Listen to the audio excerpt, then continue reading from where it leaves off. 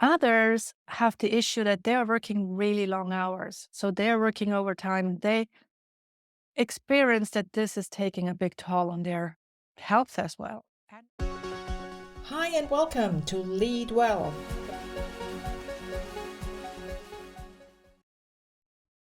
Hi, hello to today's episode of Lead Well. So let's talk about time management. In all the conversations I had with my coaches over the last 6 years, and I've had more than probably 1,200 coaching calls in that time, there was a number one topic, and it was time management. And so the interesting thing is, and that's a question I invite you to ask yourselves, is what is actually behind that want to have a better time management? So, what is the purpose of this question? Why would you want to have better time management? What I have found is there are multiple facets of what the reason is. So, some of my coaches said they have too much work to do. So they need better time management so that can fit in more into their work days so that they can all the things done that are expected of them. So that's one thing. Too much work to do for the time that is there and a better way of doing it. Others have the issue that they are working really long hours. So they're working overtime. They experience that this is taking a big toll on their health as well, and also their relationships. And so their want, their requirement, their need is to cut down the work time. And so again, get more things done in the existing time so that they can spend more time, for example, with their loved ones. Others say that they want to have quality time. They are so always busy, even in their leisure time, even in their personal time, they are keeping themselves busy. And so it's not only the work related time tasks that they want to manage better, but also their private time. And also, I mean, some of them are at the point where they feel really physically exhausted. So there is a need to cut back, or at least a need to, well, better manage their time. Actually, today I had a conversation which was also really interesting with a coachee who said, Christine, time management, again, my number one goal, my number one topic in our coaching relationship. And the interesting thing was, this person said, whenever I have a vision or a goal, like for my job, I have a goal and I know what to do, and then I can structure my time. But for example, in my free time, I don't have a real goal. So I don't have a purpose there. And that's why I waste my time. For example, in this situation, I don't get up on a Saturday morning, even if the sun is shining out there, because I don't have a real idea. I don't have a plan, because also I don't like planning, but I don't even have a purpose of why I should get up and out of my bed on a Saturday morning. So, two things really, or multiple things.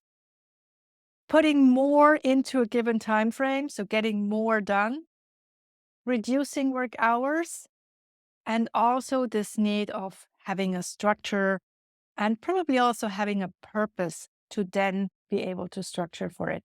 And of course, we cannot manage everything in just the 15 minutes or so today, but let's look into some additional ideas around time management.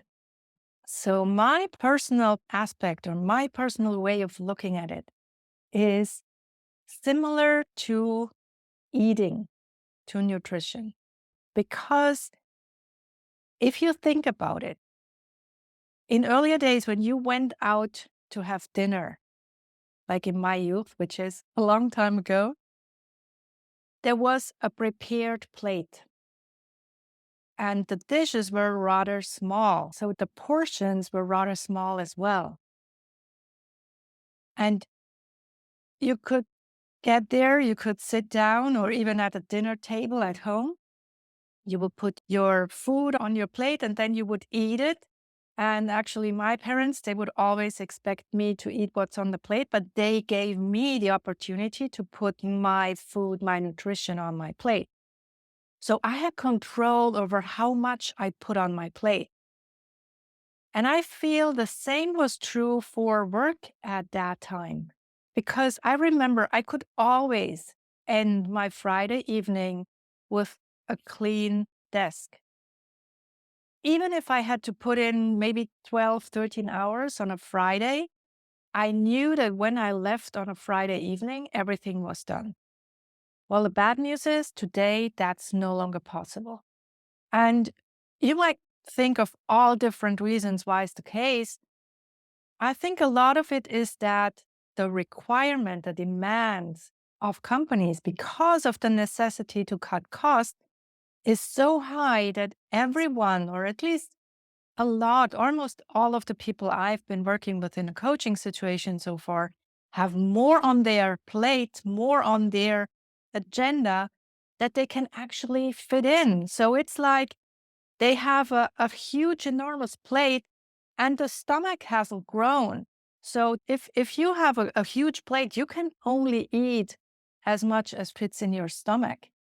And yes, there are ways you could kind of grind it and produce smoothies or juices out of it. And in that way, you can fit in more. But at the end, there is a boundary, there is a threshold that you cannot get over. And I think it's very similar with tasks. And that's why time management has become so important these days. Because, yes, there are several things that you can do. You can do more in the same time. The question is, would I want to do it? Because when you think about it, if you want to have better time management because you already feel extremely busy, do you think you'll feel less busy by doing more in the same time frame?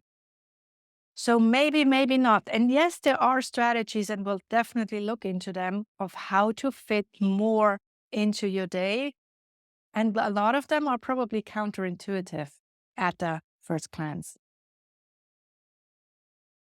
The other thing is sometimes we keep working on something, we keep improving some things because there is this perfectionism. We want to make everything great. We want to make sure that once we hand something over, it's perfect. And that also can impact the rate of how much we can get done. So think about in agile development, there is a term that's called definition of done. So this defines when is a product good enough to be released. And yes, it's probably not perfect. And yes, there probably will be an iteration, but everybody in this case agreed of when is it good enough. So maybe one idea is have your own definition of done. So when are things good enough? And we're all human. We will never, ever produce perfect results. That's just a given. And there is this 80-20 rule that says, well, at the end of the day, you probably can achieve 80% of your results, 80% of your success as well, with 20% of input. Of course, you need to find out what is this 20%. But it's not necessary to go to 100% because the last few percentages points are so hard to achieve. So define for yourself, what is it that you can live with? And for some of you, this might be a really hard exercise. And we'll talk about perfectionism and how to deal with that at a later stage. But have this definition of done for yourself and say, okay, when I've got it done to this point, I will then hand it over and I can have a next iteration then after that. So do more in the same time is one thing. The other way of looking at time management is as I said, is if the plate is too big and if there is too much stuff on the plate, you might have to take things off that plate. So make sure that you're not doing or not trying to stuff down everything that's on that plate, but make sure that you make a right choice. It's like when I go to eat from a buffet, I do that very consciously, and I'm sure you do that as well. So I go through the entire buffet once and have a look around and notice what's there. And then I make my choice. I make my selection. And of course, I have my nutrition plan in my head. So I know that I want to get some veggies and I want to get some really good food. And then, yes, of course, I want to have some space also for a bit of dessert so that I can have a good idea already of what I can take in before I actually stuff my plate. And if someone else went to the buffet and brought me back that plate, would I eat everything on there? Would you eat everything that I would bring you from a buffet? Probably not. And maybe this is a good way of thinking about all the different tasks that you have on your agenda. So be really critical. And in the next episode, we will talk about how can you make that choice? How can you prioritize? How can you delegate? How can you say no to things that ended up on your plate? It's like going around a supermarket. In a supermarket, there are so many things that I could buy. And I say no to 99.9999% of everything that's out there. And I only take what I know that I can handle and it's good for me and I need to get done. And of course, sometimes there are things that I don't like, but I know are good for me. And in a work environment, that's probably the things that need to get done, even if I don't like them that much, but they will help me later on. So yes, we all have a wide variety of things that are brought to us. And it doesn't stop with work because, yes, at work, I hear so many people say that their number of employees has been reduced and they are expected to do the same thing. So, yes, you have to manage that. On the other hand, a lot of my coaches also struggle with their leisure time because either they feel they are not taking full advantage of that time like this person today, or they feel that there is so much to do. And I want to make sure that I take full advantage of every minute of my free time. And that again is a sort of pressure that has not been there 30, 40 years ago. Because nowadays, with the internet, we have such a broad variety of things that we see that look so beautiful, that are so interesting, that you probably weren't aware of all this time ago. So again, it's your necessity to make a choice. It's your necessity to prioritize. I think prioritization is so much more important today than it has been in the past. And it has always been pretty important. But this is something that is really crucial in today's environment. And I'm talking work and also the personal space.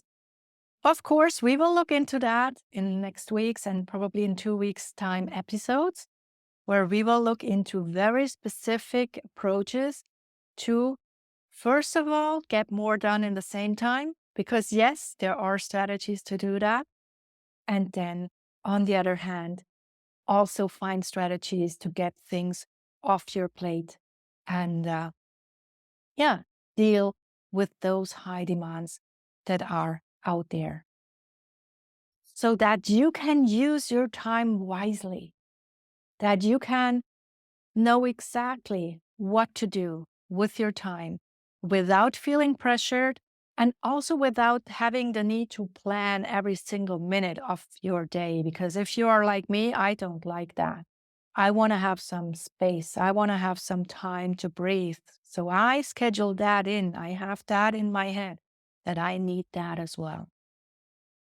And so, to give you a bit of time to calm down, to breathe, what we can do today is you can put together your hands, so your fingertips, the fingertips of your two hands, and start looking at them. Or you could also close your eyes and then start moving one hand down the other so that your fingertips slide across the other fingers and then the palm of your hand, and then up again,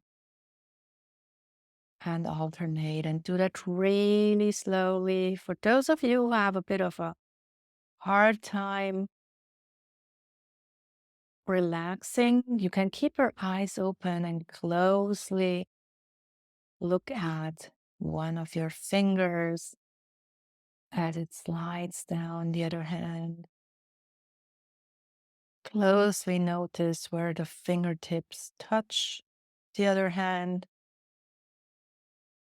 how that feels.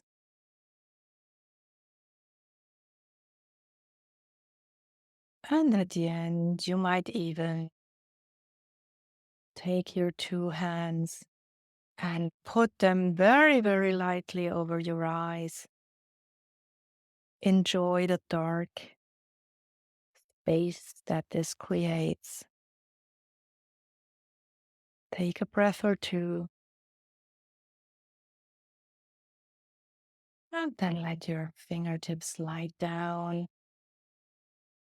over your face. Open your eyes again and enjoy the rest of your day. So, thank you very much for listening today. And as I said, the next probably 2 episodes will keep on this topic of time management with some very specific ideas and inspirations for you. Lead well, yourself and others, and talk to you soon. This was Lead Well. Now, what is the one thing that you're taking away from this episode? Please share in the comments below, and do share the podcast with your friends and family, but only if you like it.